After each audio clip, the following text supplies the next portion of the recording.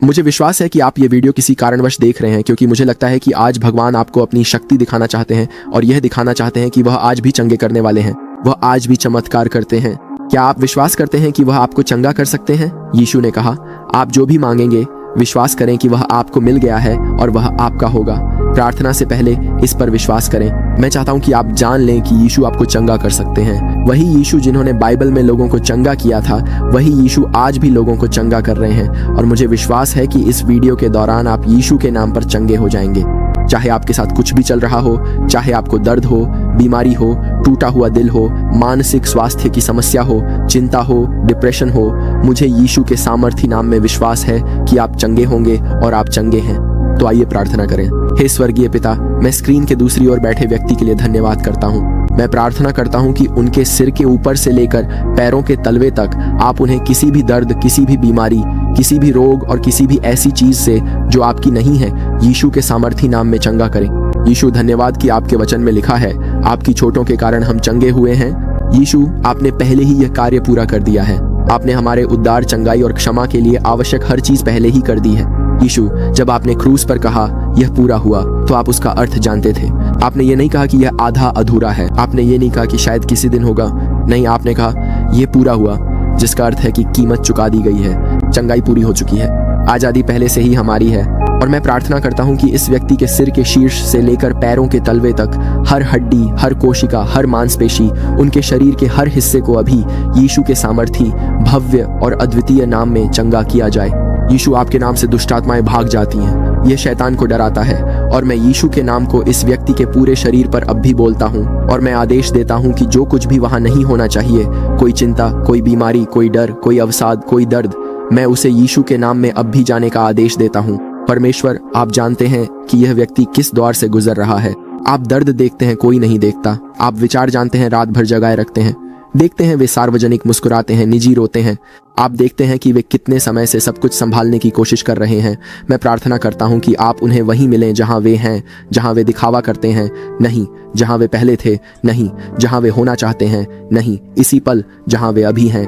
परमेश्वर, उनके शरीर प्रार्थना करता हूं, अगर वे दर्द में उन्हें सांत्वना दें, अगर वे बीमार उन्हें चंगा करें, अगर वे थके हैं तो आराम दें और शक्ति दें। ईश्वर, आपने इस व्यक्ति का शरीर बनाया है और आप जानते हैं कि टूटा है, उसे कैसे ठीक करना है। मैं प्रार्थना करता हूं कि आप अभी ठीक कर दें जिसे डॉक्टर लाइलाज बताया है, क्योंकि जितना डॉक्टर कर सकते हैं आप उससे अधिक कर सकते हैं। आप कुछ भी कर सकते हैं, आपके लिए कुछ भी असंभव नहीं है। तो अगर उनके शरीर में कुछ भी जो सही से काम नहीं कर रहा है, तो मैं प्रार्थना करता हूं कि आप उसे ठीक करें और वही करें जो केवल आप कर सकते हैं।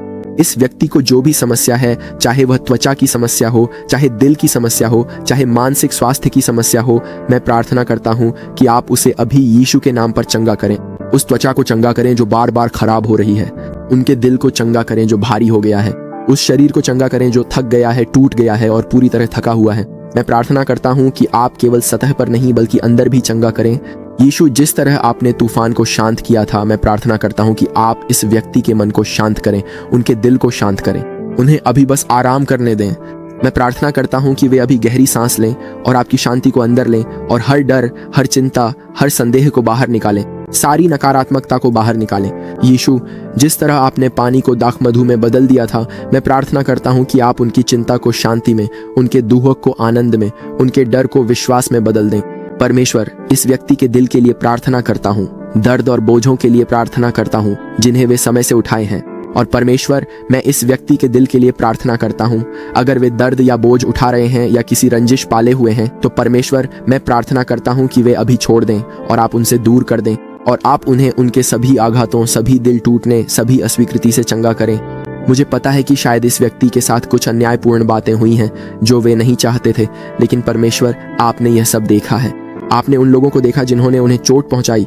आपने इस व्यक्ति के सबसे बुरे पल देखे हैं और आप हर समय उनके साथ रहे हैं परमेश्वर। और आपने कहा है कि बदला लेना आपका है, आप हमारे शत्रुओं को प्रतिफल देंगे। इस व्यक्ति को किसी से रंजिश नहीं, उन्हें अतीत पकड़े रहने की जरूरत नहीं, उन्हें अब अपनी गलतियों पर पछतावा करने की जरूरत नहीं है। मैं प्रार्थना करता हूं कि आप यह सब उनसे दूर कर लें और अभी उन्हें हल्का महसूस करने दें कि आप वह सारा भारी बोझ उठा लें जिसे वे इतने समय से पकड़े हुए हैं और वे अभी पहले से कहीं अधिक हल्कापन, शांति और आनंद महसूस करें। इस व्यक्ति को अभी आपसे पहले से कहीं अधिक निकटता महसूस हो, यही मेरी प्रार्थना है।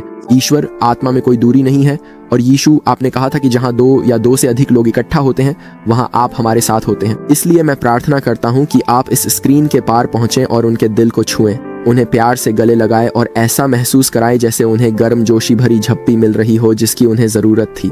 इसे घर जैसा महसूस कराएं। मुझे नहीं पता कि इस व्यक्ति का अपने माता पिता के साथ रिश्ता कैसा है, लेकिन ईश्वर, मैं जानता हूँ कि आपके वचन में क्या कहा गया है। आपने कहा है कि आप अनाथों के लिए पिता हैं। आपने कहा है कि आप हमें माँ जैसी सांत्वना देते हैं। प्रभु, मैं जानता हूँ कि आप इनके लिए वो पिता और मित्र हैं जिसकी इन्हें हमेशा ज़रूरत थी, और मैं प्रार्थना करता हूँ कि आप इन्हें अभी पितृ स्नेह दें। उन्हें वह प्यार महसूस करने दें जिसकी वे पूरी जिंदगी गलत जगहों पर तलाश करते रहे हैं। उन्हें महसूस होने दें कि वे देखे जा रहे हैं। उन्हें महसूस होने दें कि वे पहचाने गए। उन्हें वही सांत्वना दें जो एक माँ अपने बच्चे को देती। ईश्वर, आप इस व्यक्ति को चंगाई दें जो डॉक्टर नहीं दे सकता, दवा नहीं दे सकती। यीशु, आप ही दवा हैं। आप केवल हमारे पापों के लिए नहीं मरे थे, आप हमारी बीमारियों के लिए भी मरे थे। और ईश्वर, मैं प्रार्थना करता हूँ कि कमेंट सेक्शन में ऐसे लोगों की गवाही हो जो अभी इसी वीडियो में, इसी पल दुनिया में कहीं भी हों, चंगे हो गए हों, और भले ही यह अभी ना हो, भले ही इस व्यक्ति को अभी इस पल अपनी चंगाई का अनुभव ना हो, उन्हें विश्वास और आशा दें कि वे आप पर विश्वास बनाए रखें, क्योंकि आप अब भी काम कर रहे हैं। ईश्वर, आप वही परमेश्वर हैं जिन्होंने तब चंगाई दी थी और आप अभी भी चंगा कर रहे हैं। आप वही परमेश्वर हैं जिन्होंने लाजर को फिर से जीवित किया, अंधों की आंखें खोली, लंगड़ों को चलाया, और अगर आपने उनके लिए किया तो आप निश्चित रूप से इस व्यक्ति के लिए भी कर सकते हैं। तो परमेश्वर, हम इसके लिए पहले से ही आपका धन्यवाद करते हैं। मैं इस व्यक्ति की चंगाई के लिए आपको पहले धन्यवाद देता हूँ, इससे पहले कि वह हो। आपकी समय सीमा का इंतजार करने का धैर्य दें और उन्हें समझा दें कि देरी का मतलब इनकार नहीं है। और शायद उन्हें लगता है कि आप नहीं कह रहे हैं, पर वास्तव में आप कह रहे हैं अभी नहीं, सिर्फ इसलिए कि यह अभी तक नहीं हुआ। इसका मतलब यह नहीं कि यह होगा ही नहीं। परमेश्वर, अगर यह व्यक्ति अपनी चंगाई का इंतजार कर रहा है, वे अभी भी दर्द या बीमारी से जूझ रहे हैं, तो मैं उन्हें प्रोत्साहित करना चाहता हूं और बताना चाहता हूं कि मैं भी चंगाई का इंतजार कर रहा हूं। परमेश्वर, मुझे मुहासे और एक्जिमा है। ये समस्या मुझे जिंदगी रही है और मैं जानता हूं कि आप मुझे चंगा कर सकते हैं। आपने मुझे पहले ही चंगा कर दिया है।